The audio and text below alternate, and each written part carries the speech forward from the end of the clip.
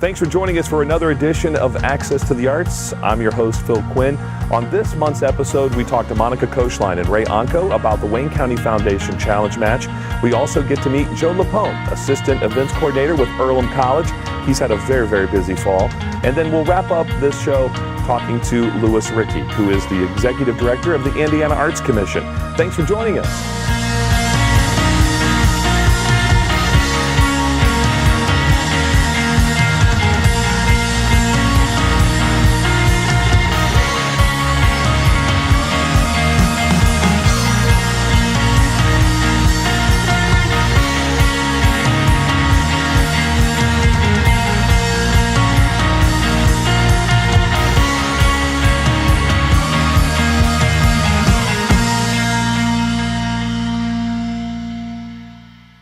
Welcome to another edition of Access to the Arts. We're in the beautiful Goddard Auditorium on Earlham College's campus. My guest, Monica Koechlein with the Richmond Symphony Orchestra, Ray Anko with the Community Orchestra, as well as the Richmond Shakespeare Festival. We just wrapped up another edition of the Wayne County Foundation Challenge Match. For those that don't know, Ray, how do you explain the Challenge Match? The Challenge Match is a program of the Wayne County Foundation in which individual organizations within the community participate in order to conduct an annual campaign for the organization. It happens in roughly an 8-day period. This year it was November 6th to the 13th. And organizations are able to apply for matching funding at the $2,500, $5,000, or $10,000 level. So the Wayne County Foundation will match one of those numbers for fundraising by the organization. And it's compacted in time. This is not a long thing. So, Monica, is the time of year and the dates given, does that help? Does it create a sense of urgency for people to give? I do think it does. I think people plan ahead. I know for myself, it's happened enough that I save my monies. I know what I want to do before the challenge match starts, and I wait for that time. I think it's a perfect time for us as we're beginning to kind of run low on funds. It just fills us up so that we can get through the spring with the symphony. It's really, it happens at a nice time of the year. And I know the foundation, there were 49 organizations that participated this year. A lot of them focus on children, some on seniors, but many focus on the arts, which is really important. How does the foundation, in your opinion, how good and well-deserving are the funds that come in to the arts? They seem like they're very supportive of the culture and quality of life here in Wayne County.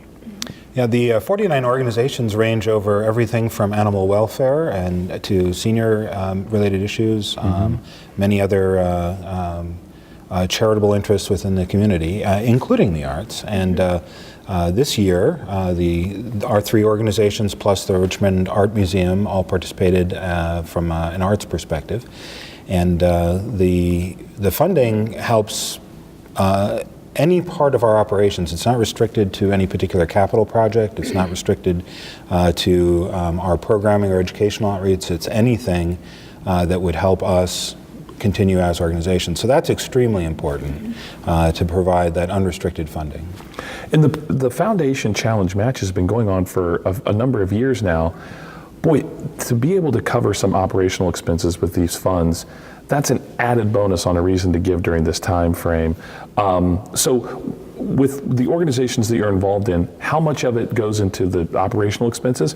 Or is it possible to say, hey, we've got money now to add another show for the symphony or the community orchestra? Because many times your concerts are here and are free. So where does some of the money go for the community orchestra and the Shakespeare Festival? For the community orchestra, almost all of the additional funding goes toward our Strings Initiative program, which provides free violin lessons and free instrument rental to especially at-risk and needy youth who are learning violin in our community. For the Richmond Shakespeare Festival, the biggest part of our program is our annual festival, and we have free Shakespeare in the Park and our educational program. So all of it goes toward, almost all of it goes toward our programming. Our actual overhead is things like a little bit of insurance to cover our ability to be in various performance spaces. So. Yep. And then for the symphony? Yeah, for the symphony, we really have three major parts of what we're trying to do. We're trying to put on our regular 6-concert series, as well as provide free programming for 3,500 youth annually. And finally, we're really looking to wrap ourselves into this community, to present ourselves more, to be available more, not just in this community, but really in this region. So the dollars really help us stretch the impact that we can make. How does an organization qualify to be part of the match, and what does it do as an organization to help you get ready for that match period? So there's an application process that every organization has to go through. I think there were over 53 applicants this year. And so each organization has to describe their fundraising approach and how the monies will be used, among other things. And the thing that I think actually really is an important benefit to the community is that it helps get each organization, all in this case 49 organizations that are participating, to really focus on their fundraising efforts and to adopt some best practices, like make sure you're sending thank you notes to every single person with a gift receipt. Make sure that you're reporting that back to the Wayne County Foundation so that they have a better sense of what level of philanthropy is occurring in our community. So these are, I think this is just a fantastic program for encouraging philanthropy in Wayne County. And at the Symphony, we very much track our donors. We're looking for trends. We're looking for how many new gifts we receive. We're looking for how many repeat. And we found this year over 50 people gave to the Symphony during the challenge match for the very first time.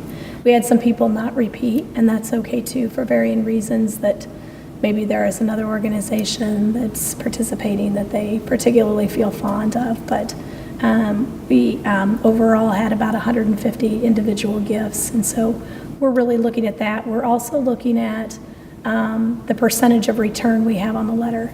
So, a relatively good percentage of response to a letter to an end of the year appeal would be about 5 to 10%. And we were at 19% this year, so we believe that we really have the right people on the list and the right number of people on our mailing list. You know, what's interesting is that the data is so important to collect. It just you have all those numbers and can talk about where the money is coming from. I'll just ask, did you all hit your goals? We certainly did. The community orchestra had a $2,500 goal, and the Wayne County Foundation matched the first $2,500. We raised $8,000 plus the $2,500 match. For the Richmond Shakespeare Festival, we had a $5,000 match with a $2,500 qualifying threshold. So nothing was matched by the Wayne County Foundation up to the $2,500, and then they matched the next $5,000. For that, we raised $25,000, over $25,000 for the Shakespeare Festival, plus the $5,000 match. That's fantastic. And the Symphony? We were really successful as well. Obviously, we had some sponsorships that came in during this time, but in total, our goal was to raise $15,000 to receive $10,000 from the foundation. We also had an additional $10,000 anonymous donor that helped match those goals, doubled them. So in total, we raised $82,000, and we'll receive $10,000 from the Wayne County Foundation. We were really pleased. That is fantastic. What great news. And I think it validates what services and the arts that you provide in the community. People want to have what you do in our community. That's wonderful. I've heard numbers, $1.5 million are raised and given through this. It's an amazing gift, and it's the time of year where we give thanks, right? So thanks to the Richmond, or the Wayne County Foundation, but also thanks to the programming and the concerts and the fun that provided by the Richmond Community Orchestra, the Richmond Symphony Orchestra, and when we get a chance in the summertime, the Richmond Shakespeare Festival. We hope to talk to you again soon. And again, thanks for being part of this community and the quality of life in Richmond and Wayne County. Thanks for having us, Bill. Thank you. Joe LuPone is the Assistant Director of Events here at Earlham College. We are in Goddard Auditorium. It's fantastic in here, Joe. It's a beautiful building. It's amazing. It's a beautiful area. It seems like, it seats how many? About 661. Okay, but it seems so quaint, and I don't know if that's the right word, but just an amazing facility where you can have a conversation or a talk or a concert or live theater? Sure, we've hosted concerts, guest speakers in here. It really gives a chance for the audience to be a real part of the event. They're really into it. Yeah, but it seems just wonderful, and thanks for letting us be here. You're welcome. Boy, you've had an amazing fall, summer and into fall. Boy, have you been busy. We have. Really busy is the word. Yep. Well, let's talk about, we had the inauguration of the president, Sure. but a couple of really neat concert events that happened prior to that. So let's recap just a bit. Sure. Naturally 7 comes in for the inauguration. Tell us about that show. Yeah, so Naturally 7 was kind enough to come back to Earlham. This is their second time on campus. It's one of Alan's favorites. Alan likes a cappella music, so we invited them back. They came to and performed in our Center for our Athletics and Wellness Center, but more or less our Drury Performance Gym, and about a little over 800 faculty, staff, students, and community members came to the event. Yeah, and then we have the inauguration, and President Price gives a speech right from where we're standing, or Correct. sitting, I guess. Yes, he gave his first inaugural convocation here in Goddard that Wednesday before everything kicked off. It was a packed house, about 665 plus folks showed up for that, so it was some standing room only. Yeah, yep. And then, of course, national recording artist T-Pain comes in, and I think tickets were selling out for that show. There was a lot of people here. Yes, it was actually sold out. It was about a day, actually the day before the event was to begin. We sold out, and we published that, and it was a loud, fun crowd that night. So it was a lot of fun. Earlham, I think, sometimes tries really good to connect with the community and bring in not just musical entertainment, but also things that are important and timely.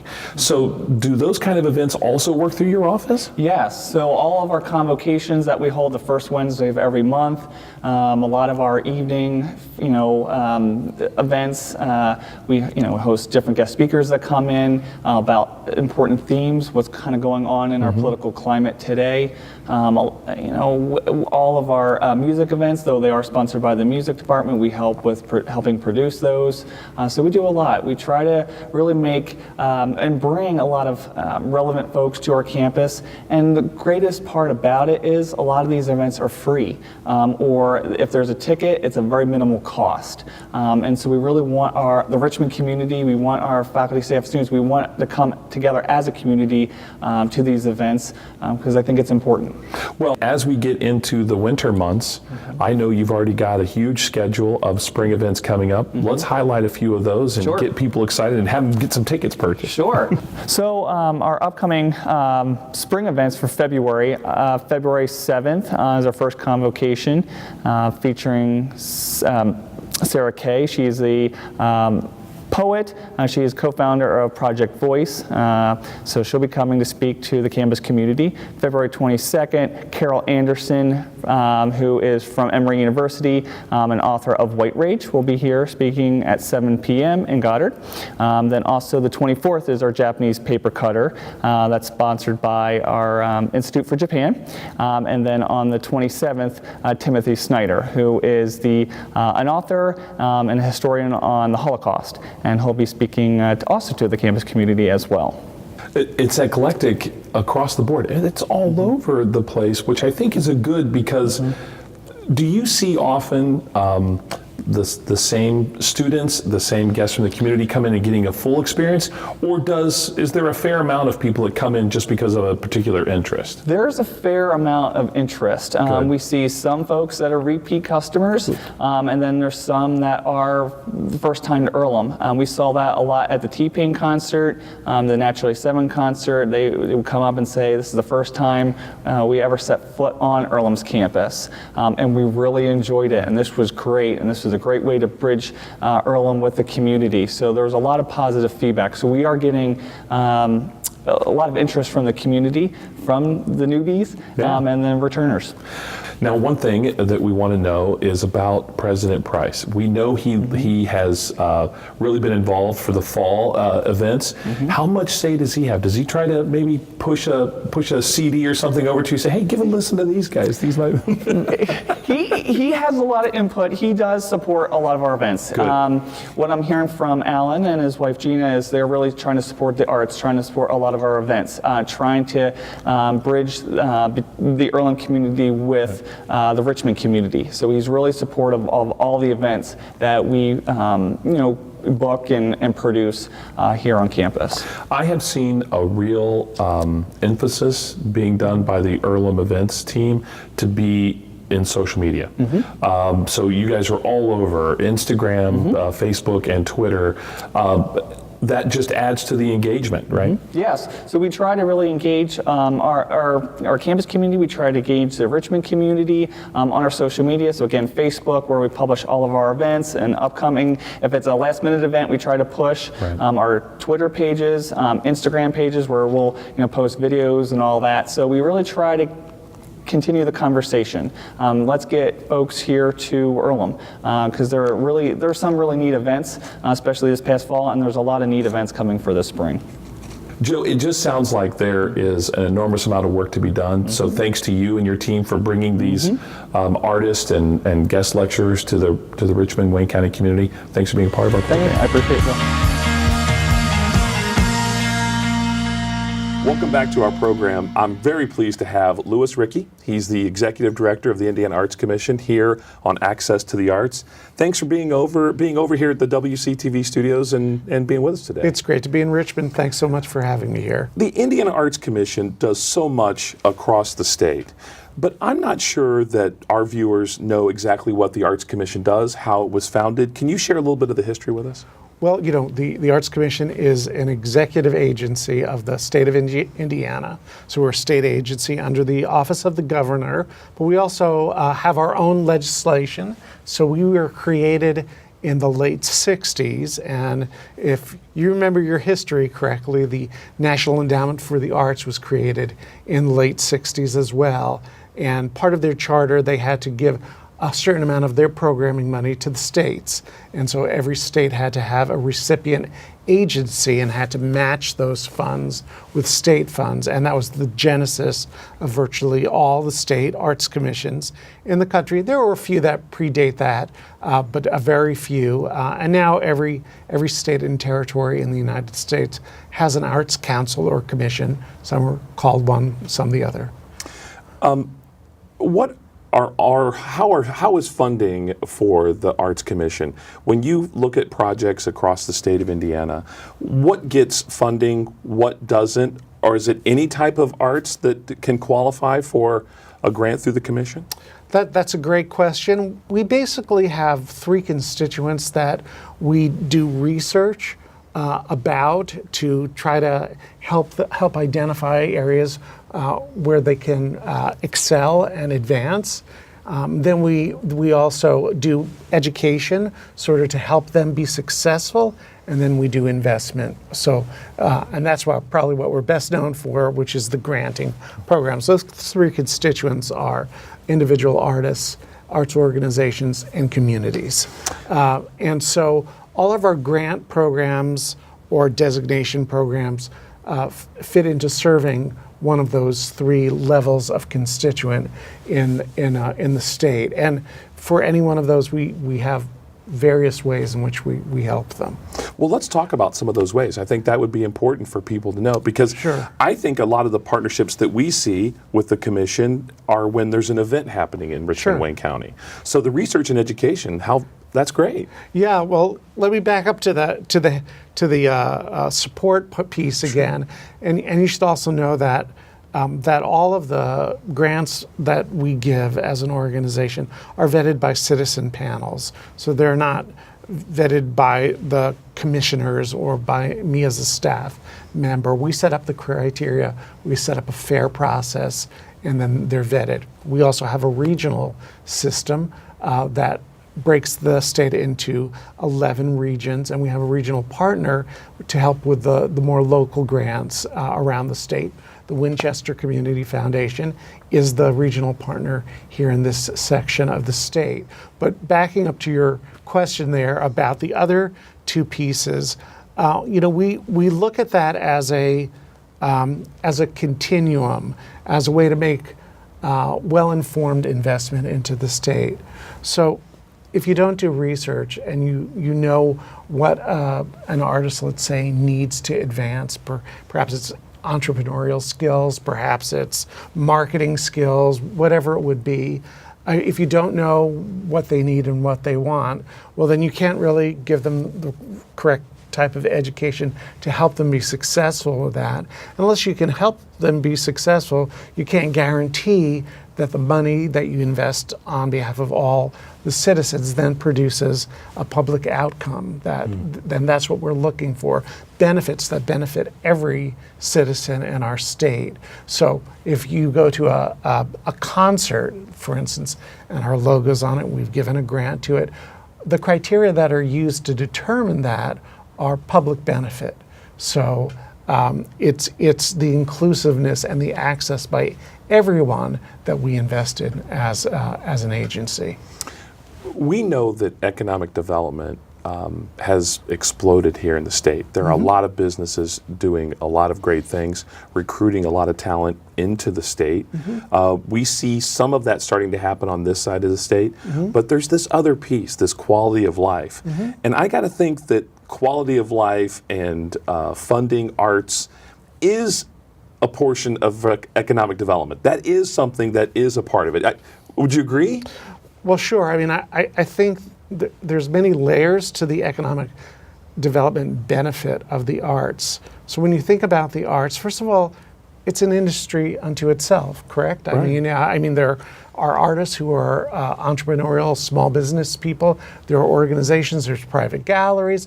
There are artists that work for companies as graphic artists or designers and architects, all of those kind of things. So the art is economy unto itself, and then it provides a backdrop for other economy. Any business who's trying to attract a person to this area is going to want a certain quality of life that it can guarantee that makes it appealing for the person to live there.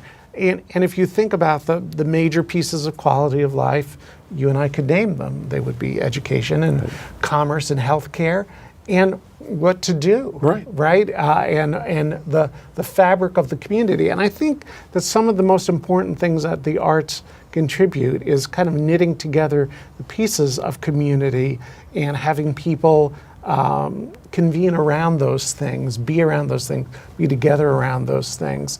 And even the other things that I mention are less impactful for that purpose, and the arts tend to be more impactful. They bring people together, they bring dialogue among people, they bring the community out and bring it together. Okay, so the real tough question I have is Indiana, do we get our fair share of credit for the caliber of artists and culture that we have in this community? Are we respected across the country? And I would say yes. You know, not strangely enough, but Indiana has quite a reputation in the arts. First of all, this whole idea that we were kind of a crossroads of America meant that we were traversed by culture as well as other things. So here we are in Richmond. I'm thinking of Gannett Records. Sure. That is here. Well, you know, jazz musicians recorded here. It was one of the few studios at the time that you didn't have to belong to a label to record in. Right. And so the migration, when jazz musicians went from New Orleans up to Chicago, what did you have to pass through? That's right. It was us. Indiana, right? Got to come right through. And you might as well make a recording while you're on the way. So part of it is, you know, our geography has really given rise to a lot of culture happening in our state and traversing our state and influencing our state. Then, you know, I think historically we've had a lot of great philanthropists in our state who had culture at the heart of at least a part of their philanthropy. So when you think of, in this neck of the woods, the Ball brothers and the Ball Company or the Lilly Company or the Cummins Company, you're talking about people who were sold on the arts in their personal lives and that transcended that into the way corporations then created culture and major cultural institutions in our state. I think the third thing we're really noted for, here we are on the campus of Indiana University, albeit in Richmond, but obviously institutions like Indiana University or Ball State University and many, many others, Earlham College. These have national or international reputations in the arts. And those graduates go to the quarters of the world and represent really also some of the great things that happen in our state and have originated in our state. We've got just about a minute left. All right. Let me ask you, what are the things that can keep you up at night? What can we do as a community to either embrace more arts into our cultures, or something that we need to do as a community? And also, how do we use the arts as tourism? How do we get people to come off of the interstate and to stay in Wayne County? How do we highlight the arts that we have? Well, I think that one of the great things that I think communities around the state have is you have your own authentic footprint. I just mention one piece of it in the record company that was here and the studios that were here. I think people come and are attracted to places because of that authenticity, because of what is really reflective of the history and the present of what a community is. And that's what's really appealing. When people are tourists, they want to see the real deal. They want to experience something that's different, but it's also genuine. And I also think that's a great place that the arts bring out the real voice of a community and help to articulate that. And so I think that's a really great contributing factor to a tourism effort. Thank you, Lewis Ricci, Executive Director of the Indiana Arts Commission. Thanks you for being a part. Yeah, thank you for being part of Access to the Arts.